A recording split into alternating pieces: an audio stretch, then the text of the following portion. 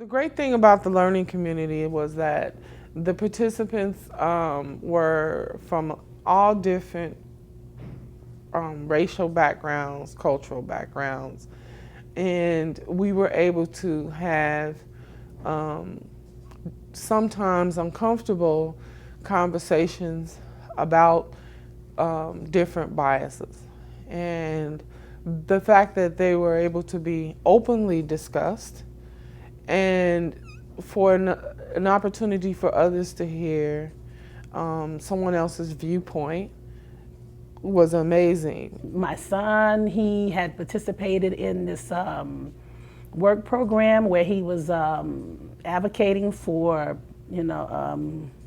rights of same-sex marriage and stuff like that. And at first I was a little like, okay, I had a hard time hearing it.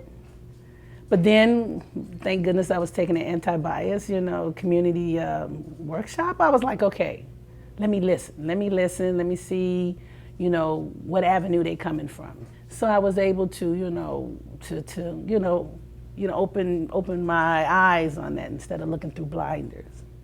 What we were able to take away from the whole community was the fact that we all have a bias, regardless of what it is. We learn how to be more open-minded to all our students and our families because we do work with different areas of the community. I think basically what it did to us was to be a lot more open-minded with everyone else and not be easy to judge anybody. Another thing that I've noticed was that thanks to that, we were able to have more communication to the parents, like with the parents, instead of just judging and being, pretty much pointing fingers to those parents. We were able to understand and listen. It taught us that we should be open about the biases that we have and not to bring up hard feelings, but to put them out in the open so that we can learn from them, so that we can learn from what other people have to say and what they're talking about and what is inside of them that they may feel that we can say, hey, that's not how it is. This is what we were thinking. This is what that family was thinking. This is what the other teacher was thinking, because it happens between all of us, between teachers and parents and children and just our peers in general. We were talking about a bias. I brought up a bias, a considered fat girl bias, and a girl who I wouldn't have ever considered could understand what that meant because she probably didn't have weight issues or anything like that. She chimed in to say, "Well, I have. I've had an eating disorder, which is kind of the same." And we connected, and I was like, wow, it opened my eyes up to say, well, just because someone might not be overweight doesn't mean that they could not understand your situation. When we started talking about anti-bias, it became, how do I create a classroom community? How do I become intentional about that, about talking about things more than just, letters and ABCs, but about how to work together as humans. I work with 2-year-old children. So at that age, they're moving from, they're not babies. They're moving to the point where they're able to do a little bit more on their own. So helping them develop those skills, things like being able to put their own shoe on, put their own jackets on, dress themselves, feed themselves, things like that is something that has been important to me. So I've tried to always bring that into the classroom and help the children develop those skills. In the past, I've worked with African American families and Hispanic families where I've had parents who also valued those skills and also were pushing for the development of those skills. But being at a new site where I am working with a lot of African families, I had to learn that independence was something that wasn't necessarily as important to some of those families as it was to me in the classroom.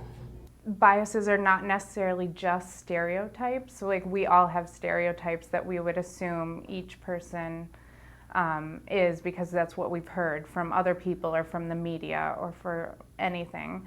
But it's also just about, I may have a bias against someone because they, like I mentioned before, that they weren't raised the same way I was. I was raised to be independent, to do things on my own, and that's not how all people raise their children. Certainly, having such a diverse classroom and a diverse staff, there were lots of times when I had different philosophies than the families, or different points of views on different parts of how to teach or how to relate with children, or just different views on life.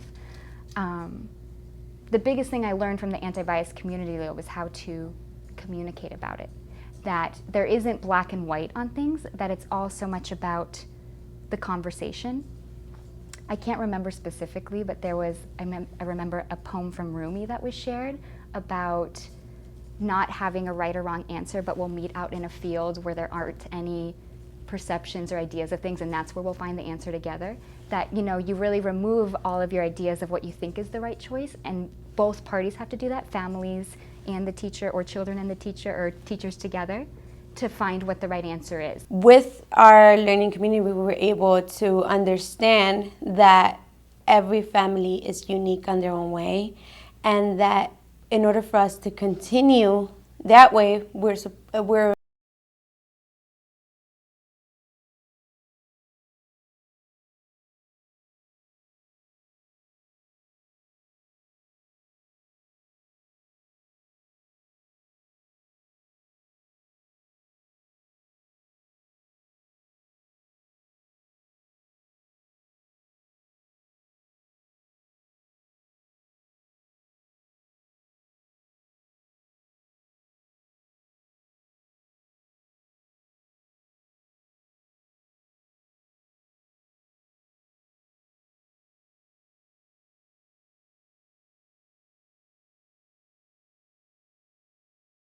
And sometimes they're repeated, and the parents are excited. They're being teachers, you know, because they think we're professionals.